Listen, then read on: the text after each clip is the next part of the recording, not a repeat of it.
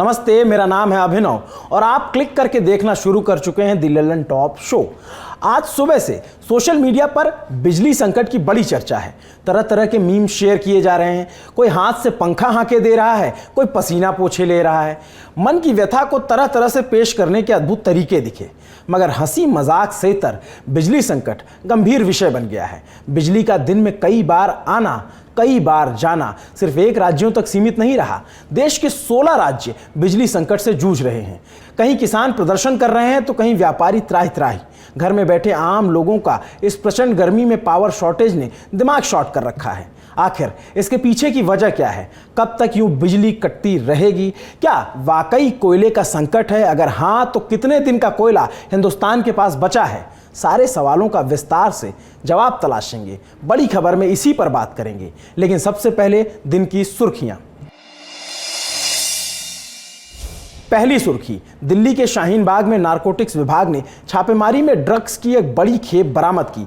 Narcotics control bureau यानी NCB के मुताबिक वहां से 50 किलो हेरोइन बरामद हुई, जिसकी अनुमानित कीमत करीब 100 करोड़ रुपए बताई जा रही है। इसके अलावा 30 लाख रुपए नगद और एक नोट गिनने की मशीन भी पकड़ी गई। इसको लेकर एनसीबी चीफ एसएस प्रधान ने बड़े खुलासे किए। एनसीबी चीफ प्रधान ने बताया कि इसका पूरा एक सिंडिकेट है। यह सिंडिकेट समुद्री और ज़मीनी रास्तों के माध्यम से भारत में माल की तस्करी कर रहे थे। ये लोग विभिन्न मार्गों से हेरोइन की तस्करी करते थे, बाद में कुछ अफगान नागरिकों की मदद से भारत में सप्लाई करते थे। अंदेशा ये भी जताया जा रहा है कि इनका संबंध आतंकवाद और पाकिस्तान से भी हो सकते हैं। अगली सुर्खी असम से आई है।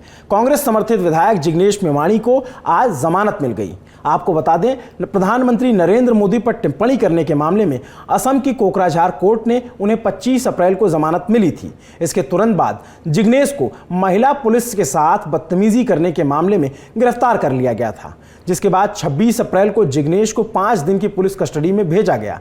आज जिग्नेश को बारपेटा जिला और सत्र न्यायालय से इस मामले में भी जमानत मिल गई। अगली सुर्खी उत्तर प्रदेश से आई। बीजेपी में शामिल होने के अटकलों के बीच आज शिवपाल सिंह यादव ने कहा कि जल्द ही वो नए मोर्चे का गठन करेंगे। फर्रुखाबाद में पत्रकारों से बातचीत करते हुए शिवपाल ने अखिलेश यादव के उस बयान पर प्रतिक्रिया दी जिसमें सपा प्रमुख ने कहा था कि अगर वो बीजेपी में जाना चाहते हैं तो चले जाएं। शिवपाल ने अखिलेश के बयान को नादानी भरा बताते हुए कहा कि पहले वो मुझे सपा के विधानमंडल दल से बाहर करें। सुनिए उनकी बाइट। तो ये गैर जिम्मेदाराना बयान है, नादानी का बयान है ये। हम वैसे तो मैं समाजवादी पार्टी के 1 से 11 जो विधायक जीते हैं उनमें से हैं। अब पता नहीं उन्हें अगर यही भाजपा में भेजना है तो फिर निकाल देना चाहिए उनको। और पहले ही मैं तो कह चुका हूँ कि कोई भी बात होगी तो जब भी उचित समय होगा तो उचित समय से आप लोगों को। शिवपाल ने एक बार फिर से दोहराया कि अगर नेताजी यानी मुलायम सिंह यादव चाहते तो आजम खान जेल से बाहर होते, क्योंकि प्रधानमंत्री नरेंद्र मोदी नेताजी का सम्मान करते हैं। शिवपाल ने कहा कि ईद के बाद वो अपनी पार्टी के नेताओं के साथ बैठक करेंगे और फिर नया मोर्चा बनाएंगे। अगली सुर्खी हैदराबाद से आई है। हैदराबाद से लोकसभा सांसद और एआईएमआईएम के मुखिया असदुद्दीन ओवैसी ने देश भर में हुई सांप्रदायिक हिंसा को लेकर बीजेपी पर निशाना साधा। उन्होंने बुलडोजर से लोगों के घरों और दुकानों को गिराए जाने पर सरकार को घेरा। ओवैसी ने कहा कि वो किसी के जुल्म से डरने वाले नहीं हैं। सुनिए। मुसलमानों से कहा जा रहा है कि इनका सामाजिक बायकॉट करो। जालिमों, तुमने कोशिश कर ली 1400 साल पहले, तुम उस वक्त कामयाब नहीं हुए, अभी भी नहीं होगे इंशाअल्लाह। आज खरगोन में कहा जा रहा है कि मुसलमानों का बायकॉट करो, दुकानों से कुछ मत खरीदो। क्या तुम रज़ाक हो? क्या तुम्हारे बायकॉट से अल्लाह मुझे रिस्क नहीं देगा? हाँ, कम हो जाएगी, मगर मुझे रिस्क तो अल्लाह देने वाला है, वो रज़ाक है। एएमआईएम ने रमजान के आखिरी जुमे पर मक्का मस्जिद में यौम उल कुरान का कार्यक्रम आयोजित किया था। ओवैसी अपने भाषण के दौरान हिंसा की हुई घटनाओं पर चर्चा करते हुए भावुक भी हुए। ये थी सुर्खियां। आप चलते हैं दिन की बड़ी खबर की ओर। जब दिन में लाइट कई बार आने जाने लगे, जब कोयला लदी मालगाड़ी को रास्ता देने के लिए पैसेंजर ट्रेनें रद्द की जाने लगे, जब जनता के साथ साथ नेता विधायक सरकार को पत्र लिखने लगे और जब देश की राजधानी दिल्ली तक में बत्ती गुल होने का खतरा मंडराने लगे, तब क्या ये मान लेना चाहिए कि वाकई भारत बिजली संकट से गुजर रहा है? ये सवाल आज की परिस्थितियों से उपजे हैं। यूपी, एमपी, झारखंड, जम्मू कश्मीर, राजस्थान, हरियाणा, पंजाब सरीखे कुल 16 राज्यों में बिजली की कटौती बढ़ गई है। गांव में 10-10 घंटे तो शहर और जिला मुख्यालय में 4 से 6 घंटे बिजली काटी जा रही है। गर्मी का सीजन है, स्वाभाविक है डिमांड बढ़ी हुई है। 26 अप्रैल के ललन टॉप शो में हमने इसकी वजहों को टटोला था, मगर 3 दिन बाद अब संकट और गहरा हो चुका है। आज देश भर में बिजली पर प्रदर्शन और बयानों की झड़ी लग गई। चूंकि ये बुआई का मौसम है, मूंग की दाल और मक्के की फसल और धान की बुआई हो रही है। अगर बिजली की आपूर्ति नहीं हुई तो सिंचाई में बाधा होगी और ऐसा हुआ तो फसलों में देरी और खराब होने का खतरा। पंजाब के फरीदकोट में इसीलिए बिजली कटौती की वजह से किसानों ने नेशनल हाईवे को जाम कर दिया। बठिंडा में भी किसान थर्मल प्लांट के पास नेशनल हाईवे पर बैठ गए। चंडीगढ़ में किसान यूनियन सिद्धूपुर के किसानों ने NH7 को जाम कर दिया।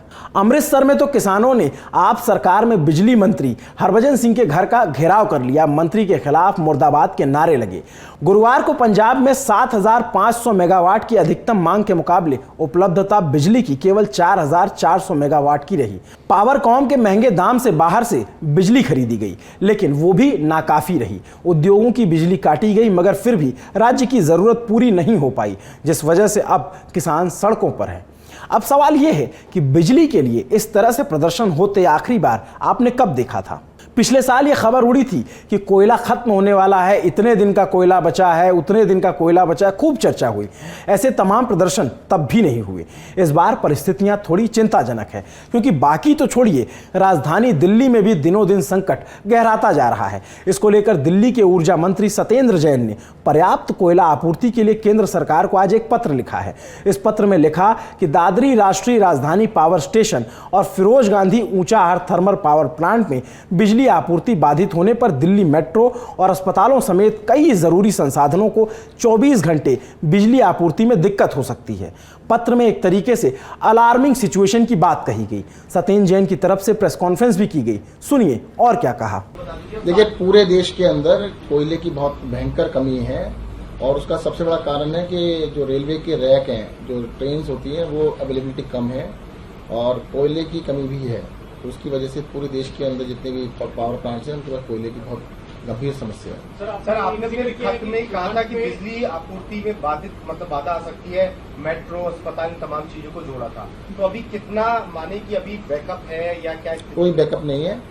बिजली को स्टोर करके नहीं रखा जाता, बिजली डेली बनती है और बिजली के लिए जैसे कोयले से अगर बिजली बनती है तो कोयले का बैकअप होना चाहिए, जो कि नॉर्मल सर्कमस्टेंसेज में 21 दिन से ज्यादा होना चाहिए। आज काफी सारे प्लांट्स के ऊपर 1 दिन से भी कम का कोयला बचा है। दादरी और ऊंचाहार में कितने दिन का कोयला बचा है? लगभग 1 दिन का। परसों के बाद बिजली नहीं होगी? नहीं, मतलब डेली आ रहा है, डेली बन रही है, परंतु पावर प्लांट ऐसे काम नहीं करते हैं। उसके वर्क 21 दिन का कोयला होना चाहिए। 21 दिन का नहीं तो 14 दिन का हो, 14 दिन 7 दिन का तो हो, 1 दिन के ऊपर काम नहीं होता है। लेकिन सबसे बड़ी चीज आपने लिखा है कि मेट्रो और अस्पताल, ऐसे में अस्पतालों की क्या बैकअप पोजीशन है? देखिएगा, ऐसा है, मैं बता दूं आपको, बिजली जो है बिजली पावर प्लांट में बनाई जाती है। पावर प्लांट में बिजली बनेगी। दिल्ली के पीपीएस हैं सबके साथ। आज तक हमने बिजली को संभाला हुआ है। अगर मान लो जिस पावर प्लांट में 24 घंटे की बिजली कोयला है, अगर वो कोयला खत्म हो गया तो बिजली बंद हो जाएगी। यहां सत्येंद्र जैन ने दावा किया कि दिल्ली को बिजली सप्लाई करने वाले कई प्लांट्स में सिर्फ 1 दिन का कोयला स्टॉक में बचा है। जी, सिर्फ 1 दिन का। हर रोज कोयला आता है, हर रोज बिजली बनती है। डर इस बात का है कि अगर किसी दिन आपूर्ति में देरी हुई तो बात बिगड़ सकती है। दादरी, ऊंचाहार, कहलगांव, फरक्का और झज्जर पावर प्लांट से 1,751 मेगावाट बिजली हर दिन दिल्ली को भेजी जाती है। दिल्ली में ज़्यादातर आपूर्ति 708 मेगावाट दादरी 2 पावर प्लांट से की जाती है। वहीं ऊंचाहार से 100 मेगावाट बिजली की आपूर्ति होती है। नेशनल पोर्टल की डेली कोल रिपोर्ट के मुताबिक इन सभी पावर प्लांट्स में कोयले की कमी है। राजधानी दिल्ली को सबसे अधिक बिजली एनटीपी दादरी 756 मेगावाट और एनटीपीसी दादरी 2 728 मेगावाट से मिलती है। इसके बाद आता है झज्जर थर्मल पावर प्लांट, जहां से 693 मेगावाट बिजली की सप्लाई होती है। दिल्ली को बिजली देने वाले और भी हैं, शासन, एनटीपीसी रिहंद, एनटीपीसी सिंगरौली, कहलगांव जैसे तमाम केंद्रों से बिजली दिल्ली को सप्लाई होती है। इसके अलावा अन्य पावर प्लांट भी दिल्ली को बिजली देते हैं। दिल्ली को थोड़ी बहुत बिजली वेस्ट मैनेजमेंट से भी मिलती है। Timarpur Okhla waste management limited, Delhi municipal solid waste management limited और east Delhi waste management limited company, ये तीनों मिलाकर 40 मेगावाट बिजली का उत्पादन करते हैं, जो काफ़ी कम है। दिल्ली में अपना कोयले से चलने वाला कोई भी प्लांट नहीं है। यहाँ 3 हाइड्रो इलेक्ट्रिक प्लांट हैं जो गैस से चलते हैं। इन तीनों की कैपेसिटी रोजाना 1900 मेगावाट की है, लेकिन अभी 1300 मेगावाट ही प्रोडक्शन हो पा रहा है, जबकि मांग पहली बार दिल्ली में 6000 मेगावाट तक पहुंच चुकी है। स्टेट लोड डिस्पैच सेंटर यानी एसएलडीसी के अनुसार बुधवार को मांग 5769 मेगावाट थी, जो गुरुवार के मुकाबले 3.7% ज़्यादा थी। माने जैसे जैसे गर्मी बढ़ेगी वैसे वैसे खपत भी बढ़ती जाएगी। यहाँ हम ये बात बिल्कुल क्लियर कर देना चाहते हैं कि देश के खदानों में कोयले की कोई कमी नहीं है, उस कोयले को पावर प्लांट तक पहुंचाए जाने की कमी है। इसी बात की शिकायत राजस्थान के मुख्यमंत्री अशोक गहलोत ने भी की। उन्होंने ट्विटर पर पूरा थ्रेड लिख डाला। क्या लिखा? देश के 16 राज्यों में बढ़ती गर्मी के कारण बिजली की मांग बढ़ी है और इसके अनुरूप कोयले की आपूर्ति नहीं हो रही है, जिसके कारण आवश्यकता अनुसार बिजली आपूर्ति संभव नहीं है।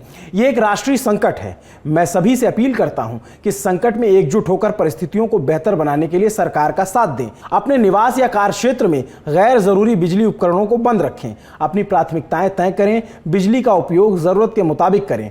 राजस्थान के प्रदेश भाजपा बिजली घरों पर प्रदर्शन कर इस संकट में चुनौतीपूर्ण कार्य कर रहे हैं।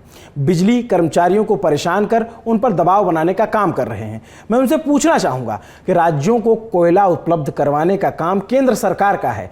क्या प्रदेश भाजपा का दिशाहीन नेतृत्व केंद्र सरकार से इस बारे में सवाल पूछेगा कि वो मांग के अनुसार कोयला उपलब्ध करवाने में सक्षम क्यों नहीं है, जिसके कारण 16 राज्यों में बिजली की कटौती की नौबत आ गई है। सीएम गहलोत ने केंद्र सरकार पर निशाना साधा तो जवाब केंद्र की तरफ से भी आया। सुनिए ऊर्जा राज्य मंत्री कृष्णपाल गुर्जर ने क्या कहा। देखिए अभी देखिए वहाँ पर जैसे हरियाणा को ही लीजिए आप, हरियाणा में पूरा जितना बिजली बन रहा है वो बन रहा है, आज भी बन रहा है। लेकिन जैसे दूसरे प्राइवेट सेक्टर से जो बिजली लेते थे उनसे कोई फाइनेंशियल क्राइसिस है, उस पर बातचीत चल रही है, बहुत जल्दी उसका समाधान हो जाएगा। और कोल की अभी हमारे पास उसका भरपूर स्टॉक है और डेली जितना हमको चाहिए वो आ भी रहा है, तो इसलिए ज़्यादा क्राइसिस नहीं आने वाला है। और ये ज़्यादा मैं समझता हूँ उसको ज़्यादा तरह से उसको प्रचार ज़्यादा हो रहा है। मंत्री कृष्णपाल गुर्जर क्राइसिस की बात को स्वीकार रहे हैं, मगर राज्यों के रवैये पर सवाल भी उठा रहे हैं। बिजली संकट हो तो राजनीति भी इस पर बड़ी दुर्लभ हो गई है। राजस्थान में बिजली कटौती हुई तो राजस्थान के बीजेपी नेताओं ने फतेहपुर शेखावटी में कांग्रेस सरकार के खिलाफ हाथ वाले पंखे लेकर विरोध प्रदर्शन किया। हमारी तरफ उसको बेना कहते हैं, उसे लेकर विरोध किया। तो फिर जम्मू में कांग्रेस कार्यकर्ताओं ने बीजेपी सरकार के खिलाफ, केंद्र की सरकार के खिलाफ विरोध प्रदर्शन किया। यानी एक दूसरे पर आरोप प्रत्यारोप की राजनीति चल रही है, दोष मढ़े जा रहे हैं। अब सवाल है कि राजनीति से इतर इस संकट से उभारने का रास्ता क्या है। देखिए, बिजली देने का काम राज्य सरकार करती है, मगर जिस कोयले से बिजली बनती है उसकी आपूर्ति का जिम्मा केंद्र सरकार के कांधों पर है। अब रास्ता यहीं से निकलेगा कि अगर तेजी से कोयले को पावर प्लांट तक पहुंचाया जाए, जिसके लिए ऊर्जा मंत्रालय और रेल मंत्रालय अब साथ काम कर रहा है।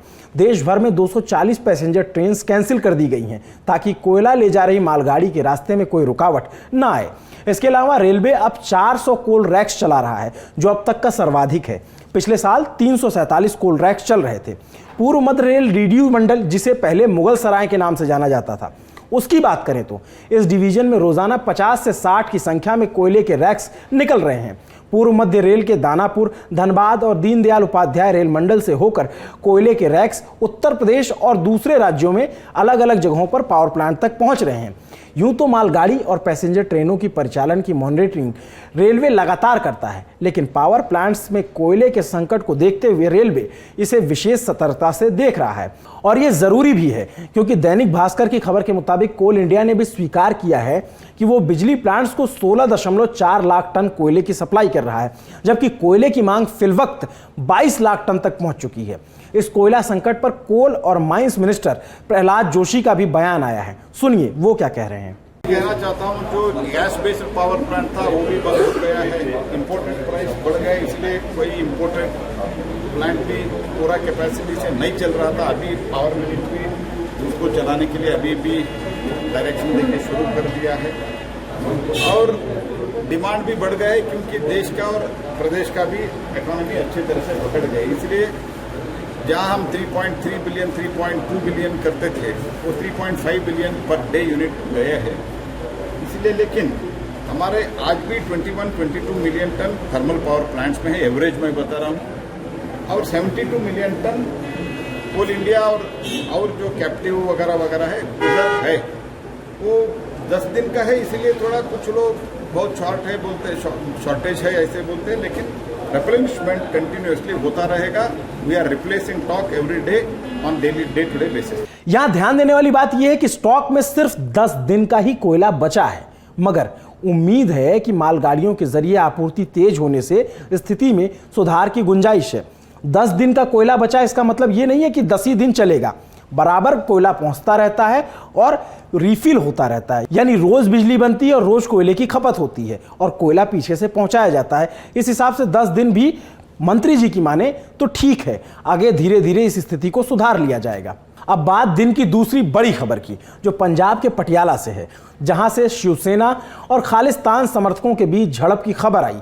दोनों ओर से जमकर पत्थरबाजी हुई, तलवारें लहराई गईं। हालात को नियंत्रित करने के लिए पुलिस को हवाई फायरिंग करनी पड़ी।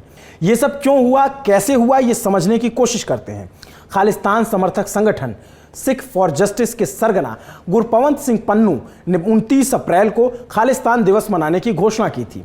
साथ ही उसने 29 अप्रैल को पंजाब के सभी सरकारी इमारतों पर खालिस्तान का झंडा लहराने का भी ऐलान किया था।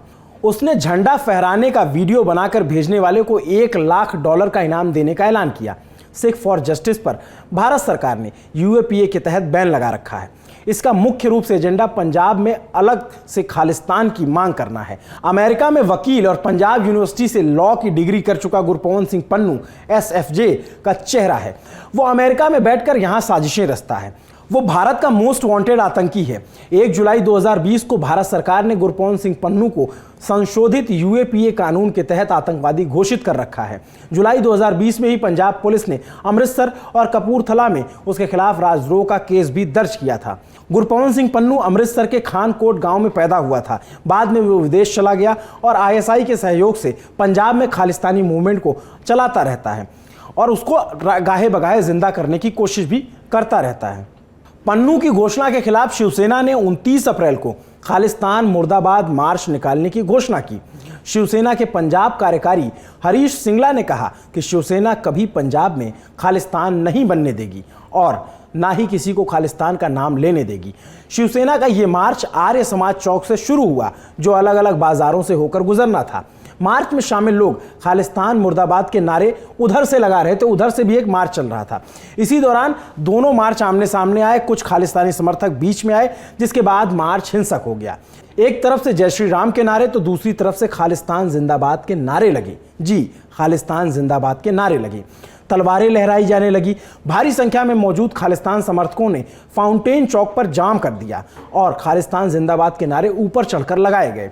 लीला भवन चौक पर कृपाण फेंके जाने से एक SHO को चोट भी आई है। पटियाला के SSP के मुताबिक 2 पुलिसकर्मियों और 2 नागरिकों को इस झड़प में चोट लगी है, घायल हुए। हालात को नियंत्रण में करने के लिए पुलिस को हवाई फायर भी करना पड़ा।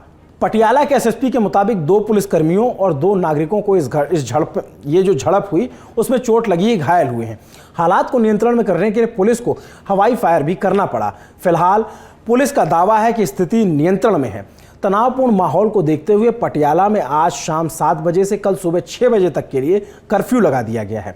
वहीं दूसरी तरफ शिवसेना हाईकमान ने हरीश सिंगला को पार्टी से निष्कासित कर दिया है। शिवसेना की ओर से जारी किए गए पत्र में इसकी वजह पार्टी विरोधी गतिविधियों में लिप्त पाए जाना है। पटियाला में हिंसक झड़प के बाद राजनीतिक दलों की ओर से प्रतिक्रियाएं भी आने लगी। बीजेपी नेता मनजिंदर सिंह सिरसा ने आरोप लगाया कि पंजाब पुलिस और पंजाब सरकार को इस मामले की जानकारी थी, लेकिन इसे होने दिया गया। सुनिए। आज जो पटियाला में हुआ, इस सब की जानकारी पंजाब पुलिस को, पंजाब की सरकार को, प्रशासन को थी। बकायदा 3 दिन से ये इशू बना हुआ था और बार बार लोग पुलिस को कह रहे थे पुलिस द्वारा ये आश्वासन दिए गए थे प्रशासन द्वारा, ऐसा कुछ नहीं होगा, लेकिन जानबूझकर इसको होने दिया गया, ऐसा माहौल क्रिएट होने दिया गया। क्योंकि ये जो आज सरकार है आम आदमी पार्टी के, ये अर्बन नक्सलाइट लोग हैं। ये लोगों को बांटकर, धर्म के नाम पर बांटकर ये राज सत्ता को हासिल करने के लिए मानी जाने वाली पार्टी है। अब ये और आगे राज सत्ता हासिल करें, देश में जाएं, इसके लिए पंजाब का नुकसान करेंगे, आपसी लोगों को लड़ाएंगे, धर्म के लोगों को भिड़ाएंगे आपस के अंदर। मैं पंजाब के लोगों को कहना चाहता हूं, आपको संयम रखने की जरूरत है। अकाली दल के नेता डॉक्टर दलजीत सिंह चीमा ने घटना पर अफसोस जताते हुए सरकार से शांति व्यवस्था बहाल करने की अपील की।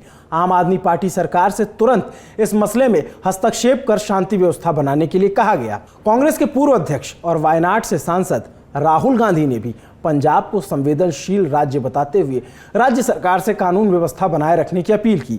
एक ट्वीट कर उन्होंने लिखा कि पटियाला के दृश्य विचलित करने वाले हैं। मैं दोहराता हूं, पंजाब जैसे संवेदनशील सीमावर्ती राज्य में शांति और सद्भाव सबसे जरूरी है, यह प्रयोग करने की जगह नहीं है।